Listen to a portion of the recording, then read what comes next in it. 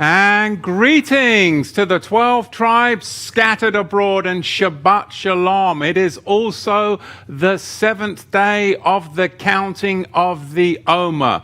So as you would be reading through the Psalms, you would be reading Psalm 7 today, Psalm 57, and Psalm 107. We like to do that, so then we go through the 50-day count from, of course, the days of the Omer all the way up to Shavuot.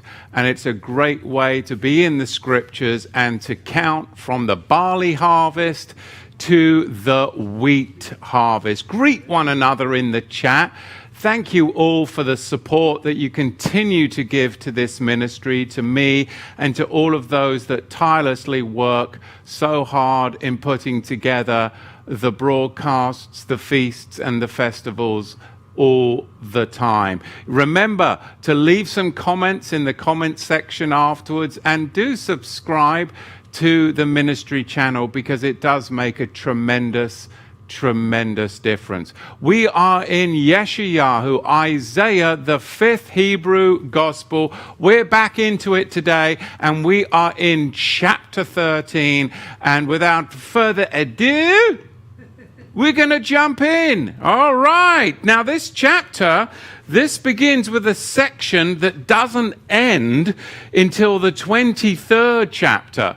So we are entering into a prophetic segment of Yeshayahu, Isaiah, and this is the prophecies against the nations. And this begins a series of events that Isaiah envisions. And many of them, you really have to grasp this because it's pretty remarkable. And this is the reason why some of the highbrow theologians say, well, there's a first Isaiah and a second Isaiah, because they can't accept the truth that Isaiah prophesied hundreds of years into the future and that those prophecies came true. But they did. And this is the section that really brings that home. Because Yeshayahu, Isaiah, envisions prophecies. Many of them are hundreds of years in the future concerning nations other than Israel. And the nations about whom he prophesies are Babylon, Philistia, Moab, Ashur, Assyria, Mitzrayim, Egypt, Arabia, and Tyre and Phoenicia. And it is absolutely remarkable, the accuracy of these prophecies. Look at verse 1. The burden of Babylon, which Yeshayahu, the son of Amos, did see. Lift up ye a banner upon the high mountain. Exalt the voice unto them, shake the hand, that they may go into the gates of the nobles.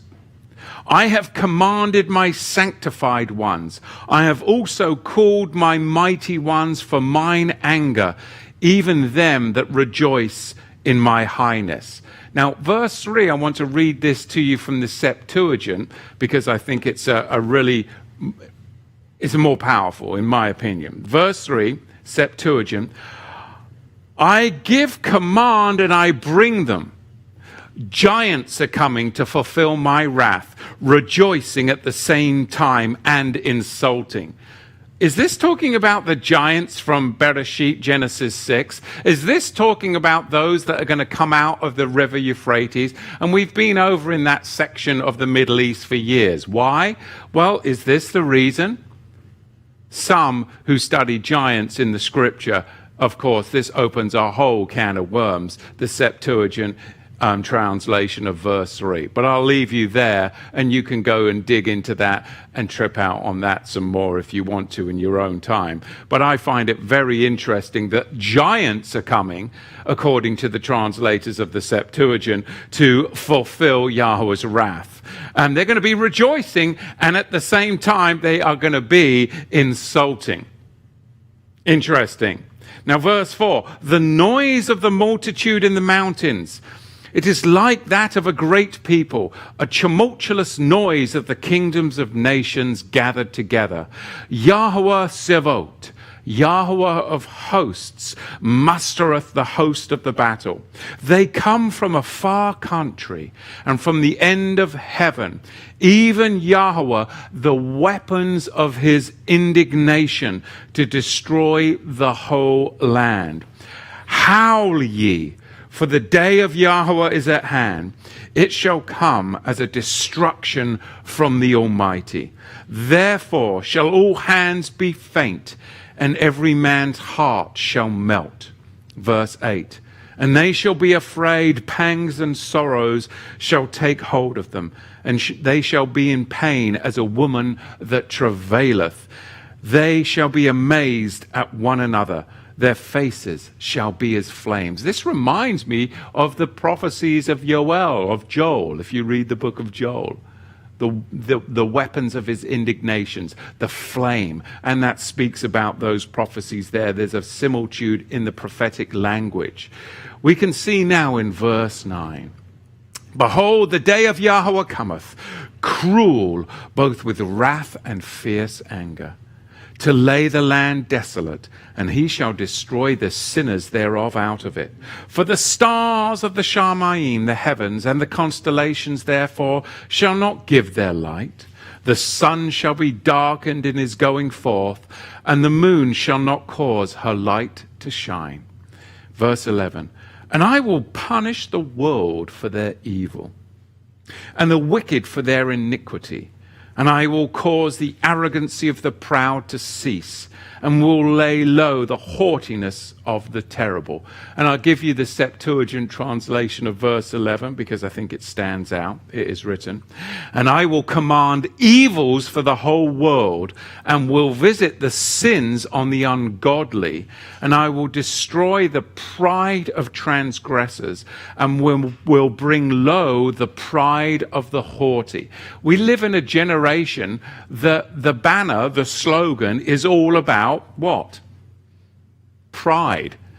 More than any other generation that's ever existed on the face of the earth. It's a banner. It's a high banner that is being waved and flown and trying to be exported from this nation into many other nations. And in fact, when we had the World Cup last year, in the nation of which was hosting the World Cup, they said, please, come and enjoy the World Cup.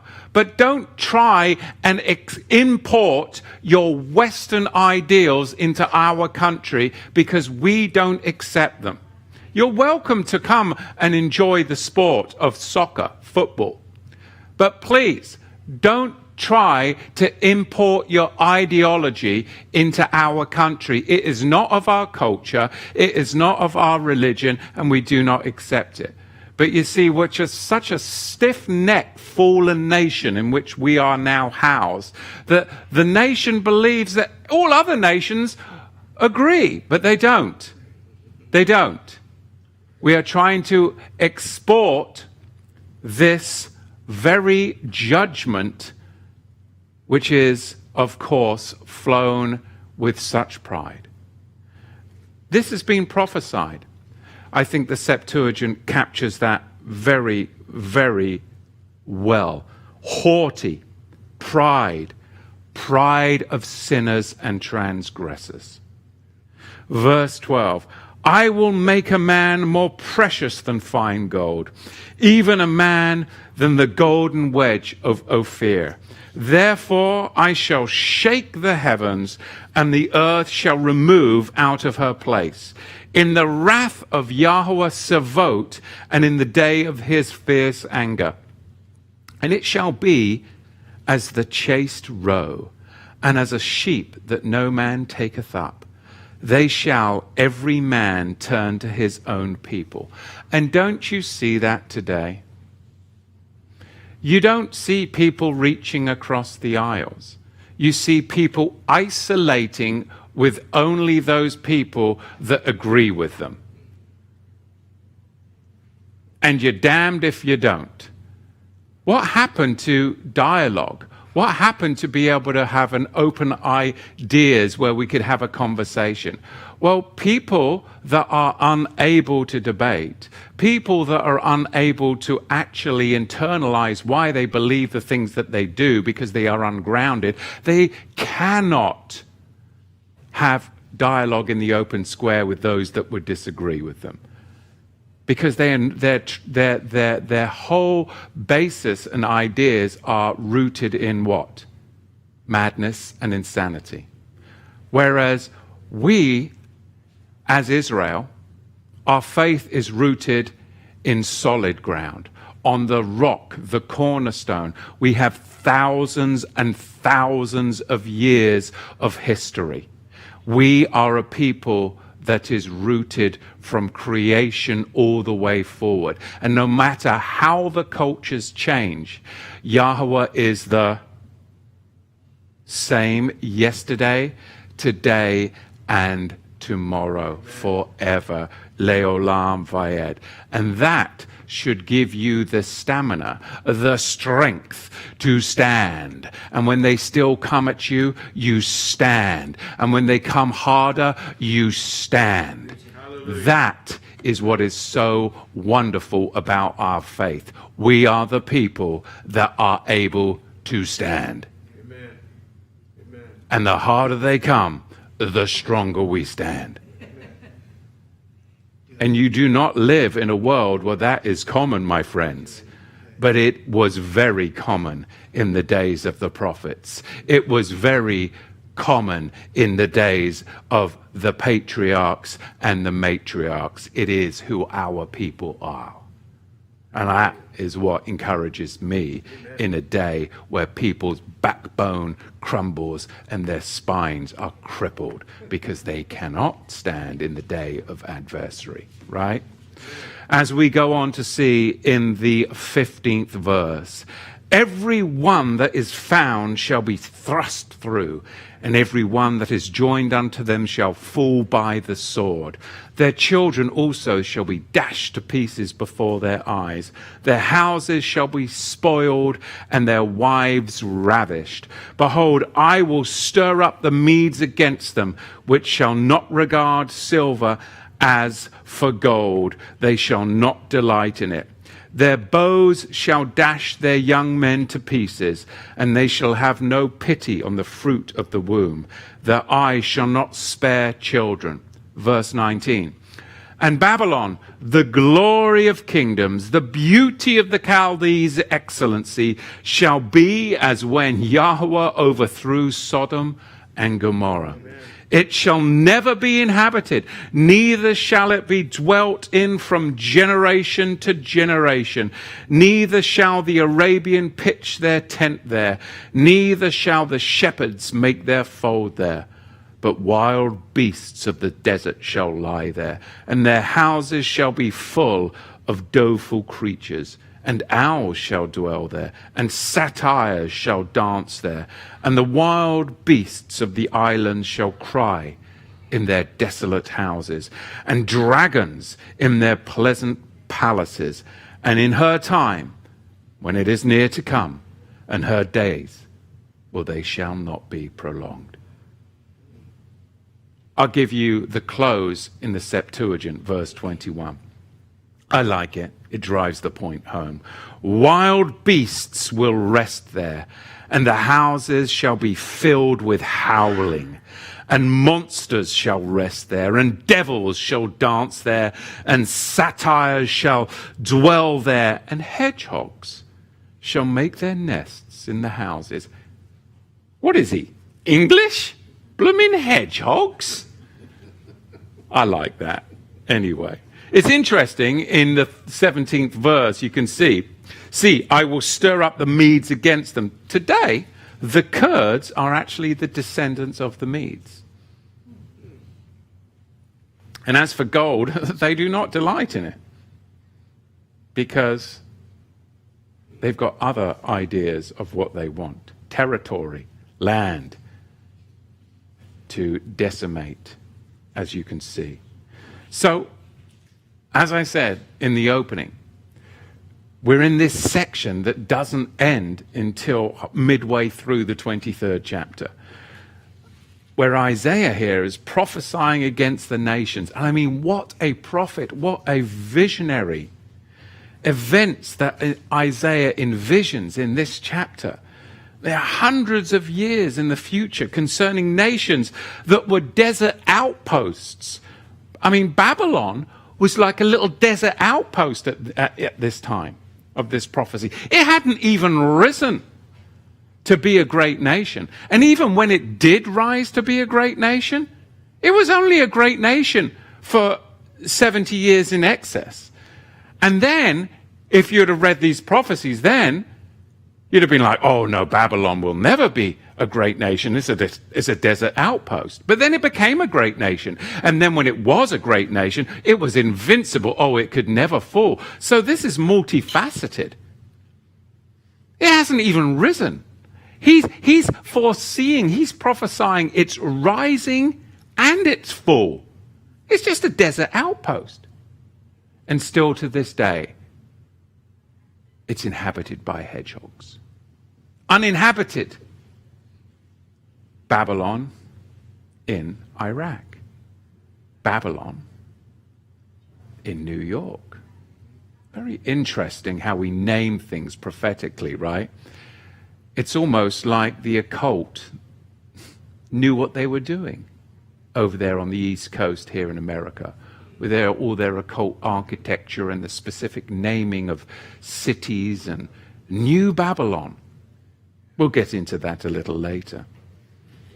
But his first prophecy is about, of course, the destruction of the Babylonian Empire, an event that would occur more than 130 years after his death, which is why highbrow theologians that have drunk too much Kool-Aid say, well, there can't be just one prophet Isaiah. There must have been another guy that wrote it because, you can't prophesy into the future. Well, yes, you can. Where's your faith, man? They have no faith. They're intellectual scholars devoid of faith. They've become fools. It would be actually 60 years after the death of Isaiah, during the reign of Joachim, that Babylon would rise up to become the Neo-Babylonian Empire under Nebuchadnezzar. And it was some 18 years later that Nebuchadnezzar would conquer Israel and destroy the Beit HaMikdash, the temple, and exile the people into Babylon for 70 years. Now, the Assyrian alliance destroys Babylon just as Yahweh destroyed Sodom and Gomorrah. Babylon is on the eve of its destruction. And in our generation, could we suggest to you, is it plausible that Mystery Babylon is on the eve of her destruction? Well, according to John the Revelator in the 17th and 18th chapter, it's something that we should anticipate, right? For sure and for certain. Verse 1, it says that this is a prophecy, literally. A prophecy is what? Something that is carried, which means it's a burden.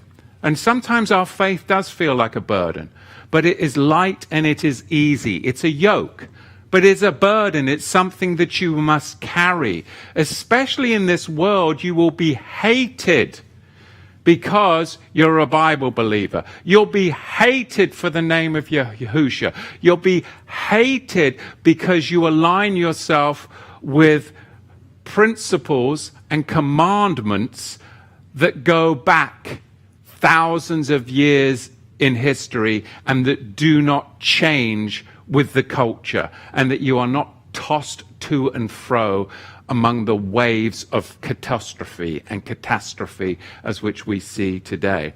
So this means a prophecy is something literally that is carried. Sometimes it can be burdensome to share this great faith of ours.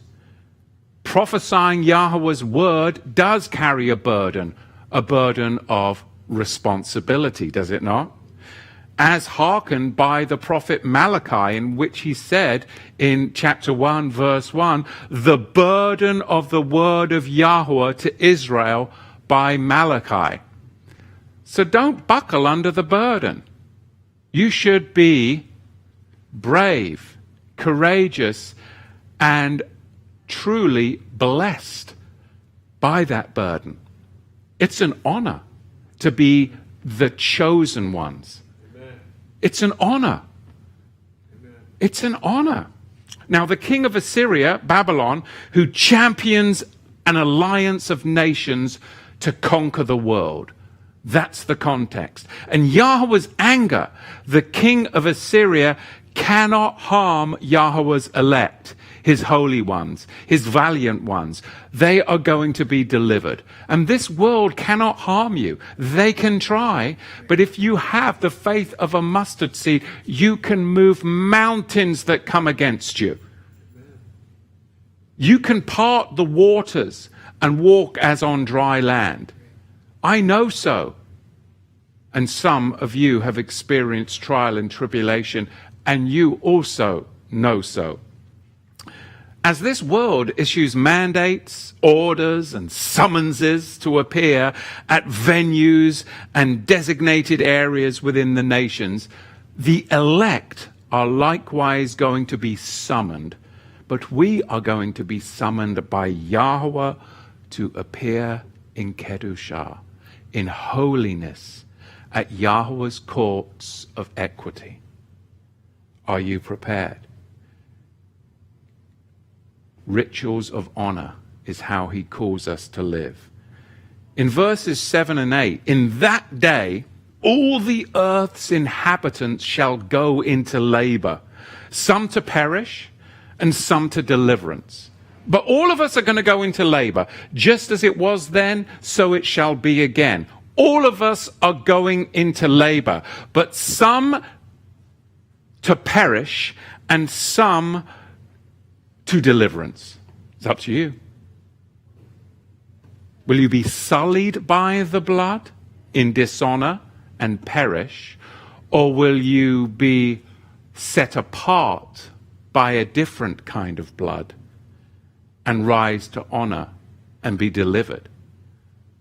Do you not see the similitudes in the way that the world is and some of the mandates that have gone forth in the past and the ramifications of the decisions that people have taken because they capitulated to stupid? And now that has brought them into a place where they are going to be delivered, but into destruction. Conversely, there are those that stood and continue to stand, that will be delivered into his righteousness and into his holiness. And this is exciting. Verse 7 and 8, in that day all the earth's inhabitants go into labor. Yes, they do.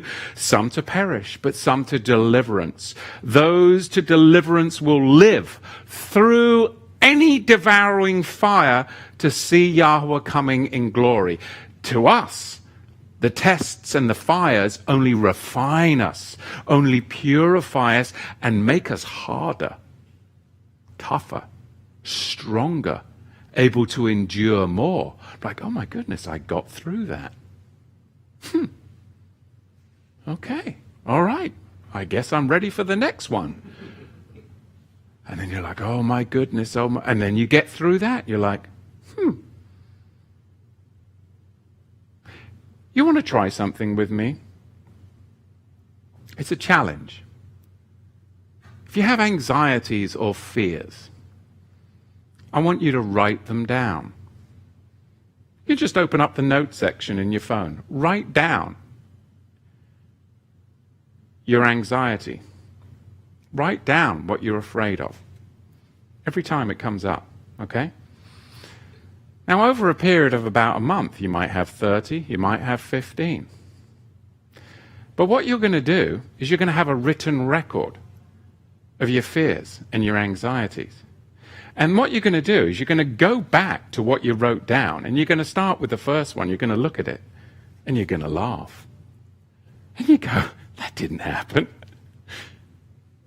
And then you move to the second one and you go, oh my goodness, I can't believe that didn't happen either. Because the majority, 99.9% of your fears and anxieties, they're in your bloody mind. They don't exist. They never will exist. They've been thrust on you and they're not even yours. And you'll laugh at it, but you need a written record. Well, I'll remember. No, you won't remember.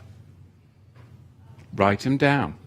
And what will happen is you'll realize that all your fears and anxieties, they weren't real. They never were real. They were a figment of your imagination. They were conjured up. Now, some people may have tried to conjure them up and stick them on you, but you always have the right to internalize it or not, because everything is neutral when it comes to you. It's not positive or negative. We've already spoken about that. Take the challenge. If you're a person that has fears and anxieties, and there's no judgment here, because we all do, if we're honest. Oh, I'm not afraid of anything, liar. Write them down. You will laugh at yourself. I do. I laugh at myself all the time. I mean, everybody else is laughing at me. Why can't I join in the fun? Verses 2 through 8. They will be amazed at one another when Babylon fell suddenly by a clever surprise attack. Who by? Who's it talking about? This is talking about the future. This is talking about specifically Daniel chapter 5, when Cyrus came in and Babylon fell by a mystery surprise attack. The citizens of the city were completely shocked. Does this have any relevance today? Are you sure this is even relevant to today? Or are you just getting all apocalyptic again, Matthew? Well, no, I'm not. This is very relevant because my master told me it was relevant. In fact, if you were to turn to Matthew chapter 24, verse 29, you'll see that our master told us that this would happen again. Because Yahusha was paraphrasing this very passage, brethren, Isaiah 13. Do you realize that? Yahusha was paraphrasing Isaiah 13 in Matthew 24, verse 29. And immediately after the tribulation of those days, the sun shall be darkened and the moon shall not give her light. And the stars shall fall from the heavens and the powers of the heavens shall be shaken. And then the sign of the Son of Man, Ben-Adam, shall appear in the heavens. And then all the tribes of the earth shall mourn, and they shall see the Son of Man coming in the clouds of heaven with the power and great glory. And he shall send forth his malachim angels with a great sound of a trumpet, and they shall gather his elect from the four winds, one from one end of heaven to the other. Now, wouldn't you just like to have recall like Yahusha did? That he's just standing there and he's like, yes, let me just tell you what Isaiah said in the 13th chapter and bring it right forward to the end of days. Just like that, instant recall. Some people have that talent. Some people have that talent. Not one of mine. Now, Babylon is mentioned 287 times in the Bible. More than any other city, bar one. Jerusalem, of course. Babylon, a literal city located on the Euphrates River, the seat of commerce, trade, and trafficking. Now, soon after the flood, it was organized to be the formal seat of rebellion against the Most High, the seat of the civilization, that expressed organized hostility toward Yahweh. Do we live in such a nation? It's not just hostility towards the Most High, but it is organized. It is intentional. It is willful. It is defiant. So much so that they are chiseling out the commandments of Moses that were enshrined in limestone outside of courthouses. They are taking down symbols of the faith. They are taking down saints of the faith. It is a militant hostility to Yahweh. That is what Babylon is, always has been, always will be, whether it's Mystery Babylon or Babylon itself. It's not passive. It is intentional, and it is going somewhere with force. Do you see that? Do you see that? The Hebrew word for Babylon is, of course, Bavel, Bet Lamed. Now, the Bet being a picture, of course, of the house, and the letter Lamed being a goad, a prod, a shepherd's staff, which represents what? What does a shepherd's staff represent? Authority. So the word picture then for Babylon, Bavel, is what? Is a house Lamed. What is that? Mean the authority of the house is split between two. Right? Bet Lamed. The authority of the house is split between two differing houses. Who's tracking with me here? Not yet? Okay. Well, bear with me here.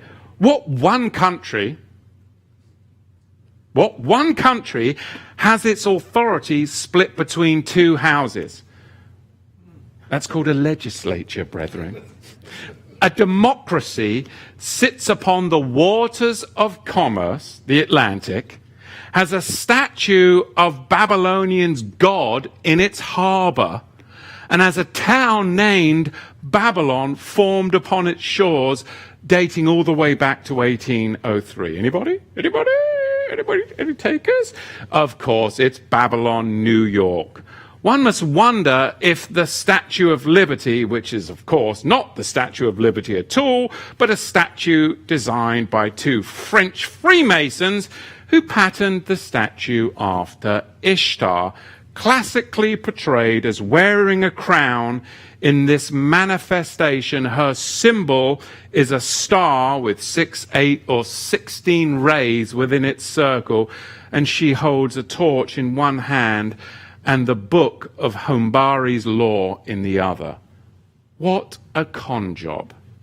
It's the Statue of Liberty.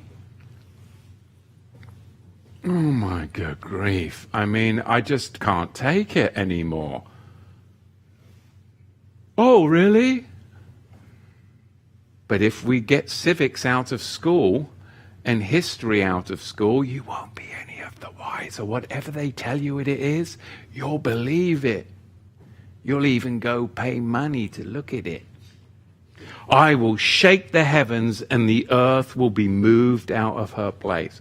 Of course, the prophet Haggai speaks of this in the 2nd chapter in the verses 6 and 7, and I'll read it to you.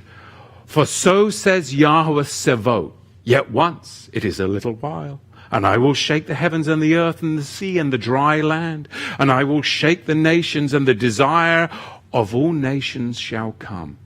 But the writer of the Hebrews in the 12th chapter, he confirms it too. See that you do not refuse him who speaks, for if they did not escape those who refused him that spoke on earth, much more we shall not escape if we turn away from him who speaks from heaven. I love it, whether it's Haggai, whether it's Yoel, whether it's the writer of the book of Hebrews, whether it's Yahusha, our master himself. They're all quoting Isaiah the prophet, because Isaiah was some powerful prophetic man. Absolutely love the book of Isaiah. I'm thoroughly enjoying it. It says, they will be as when Yahweh overthrew Sodom and Gomorrah. It's not only a complete destruction, but it's also its moral cause. It's not just that it's going to be destroyed, but the whole moral cause, everything that drives them, that open hostility towards the Most High, he's going to destroy that too. Because in verse 9, these aren't just mistaken individuals. These aren't just misguided youth. These are erroneous sinners. Did I say erroneous? I meant egregious. This is tough, you know. I get tongue-tied. I get so nervous up here. I mean, I'm just like quivering like a leaf. You guys scare me. All of you do. It's terrifying.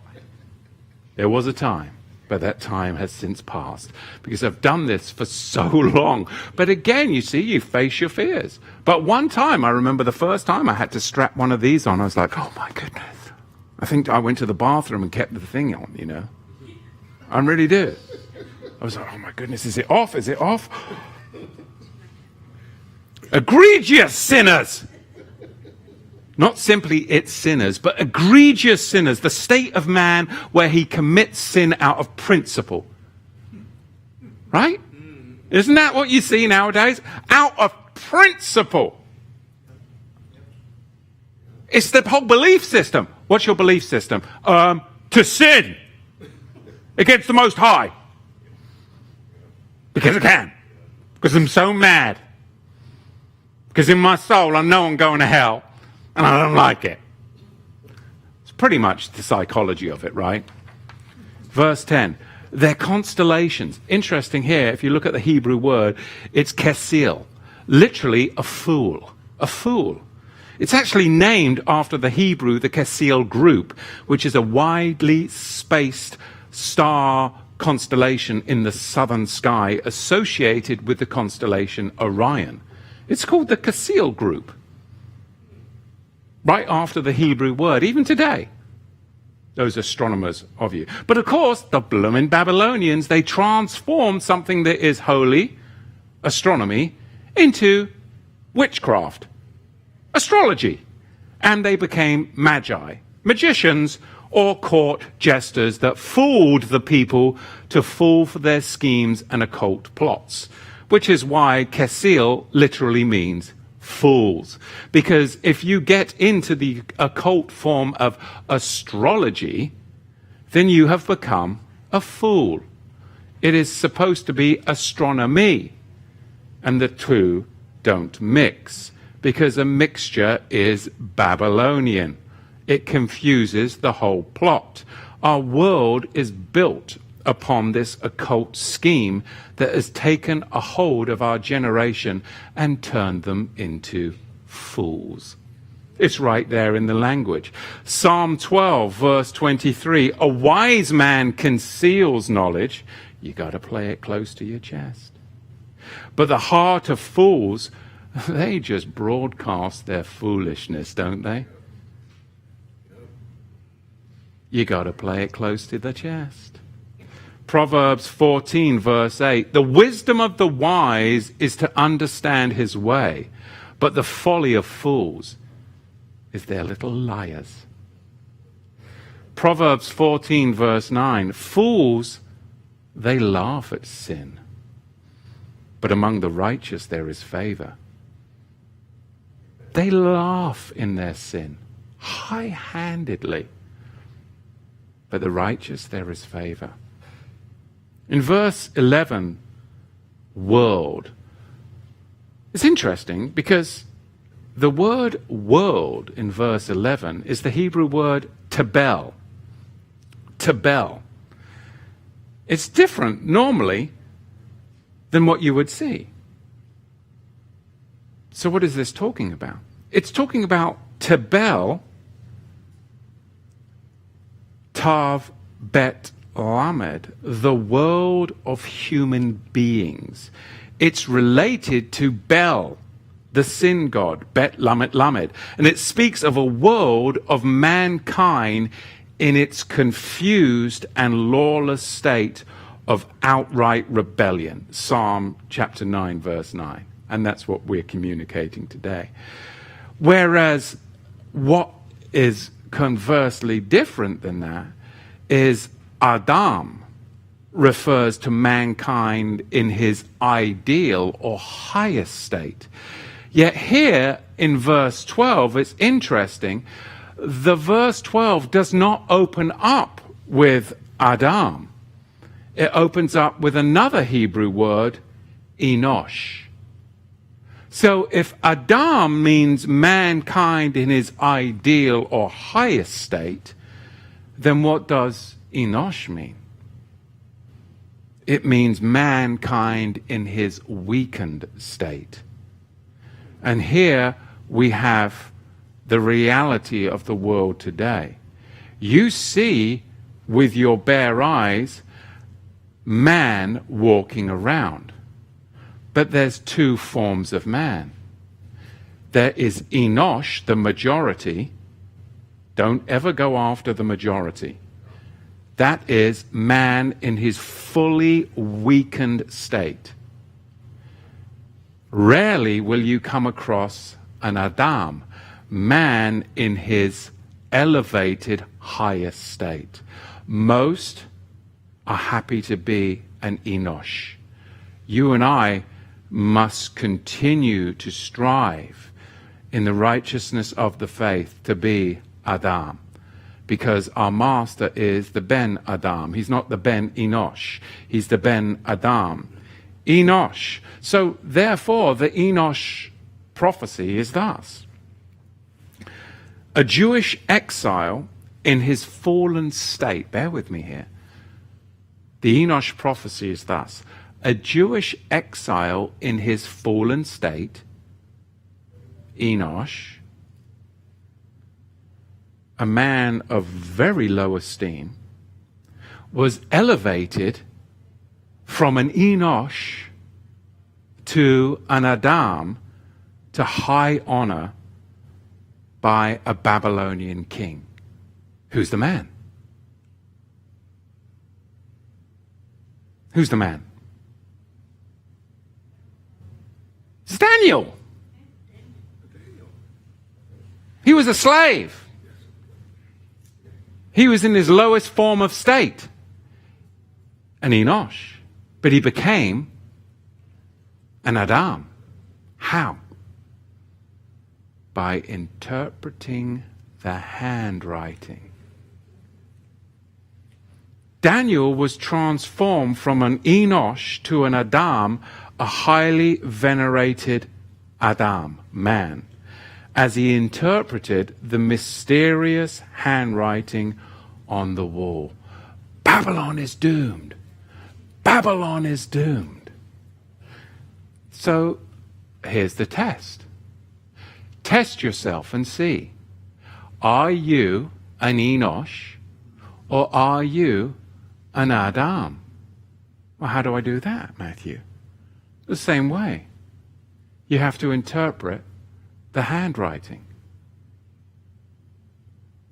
And whether you can interpret the handwriting will determine whether you're in a lower state, an Enosh, or an elevated state of connectivity to Yahweh through the power of the Ruach HaKodesh, an Adam.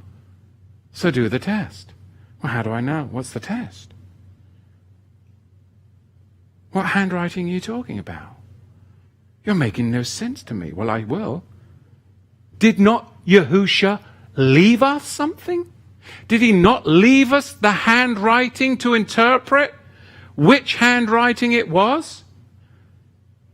What handwriting was it that he blot out that was against us, that most cannot interpret? Well, it's the Torah. That's what's blotted out of the way. We don't keep the Torah anymore. Enosh. No, it's just it's the law. It's the law of God. We don't Enosh.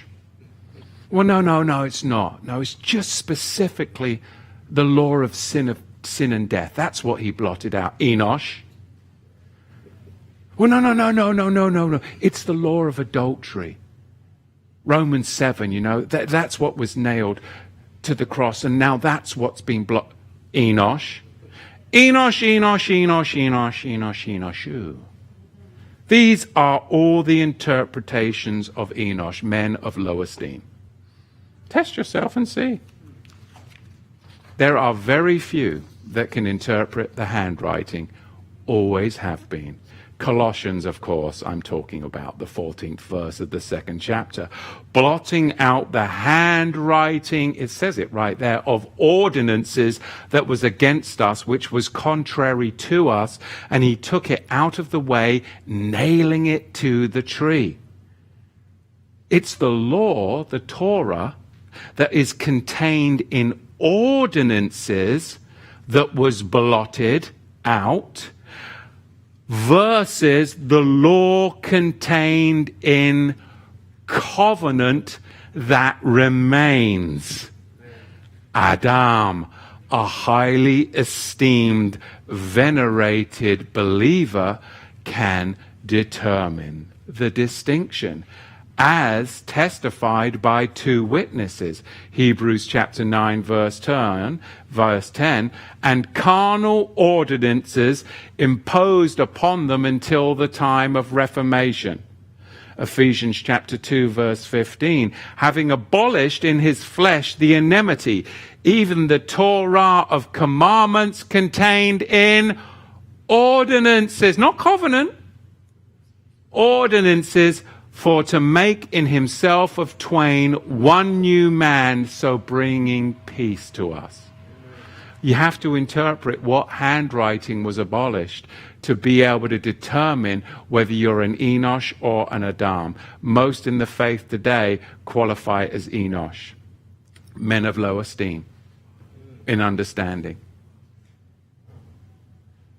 Why? Because we've become indoctrinated by Mystery Babylon and all of her religions. The law of commandments contained in ordinances is not a record of sin debt. That's an Enosh interpretation. The law of commandments contained in ordinances, Ephesians 2:15, is very different from the commandment laws contained in covenant, Ephesians 2:12, Adam interpretation. Are we one new man? That's an Adam. Or are we the same old Enosh, full of Mystery Babylon's religions, still putting up a tree, still jingling around, a jingling and a dingling? We must live, brethren, in a constant state of readiness to interpret the times. That's all I'm saying. Live each day as an Adam, a highly venerated believer, not as an Enosh, a man of low esteem. Because if you do, you'll be confused, very confused, because confusion is all around.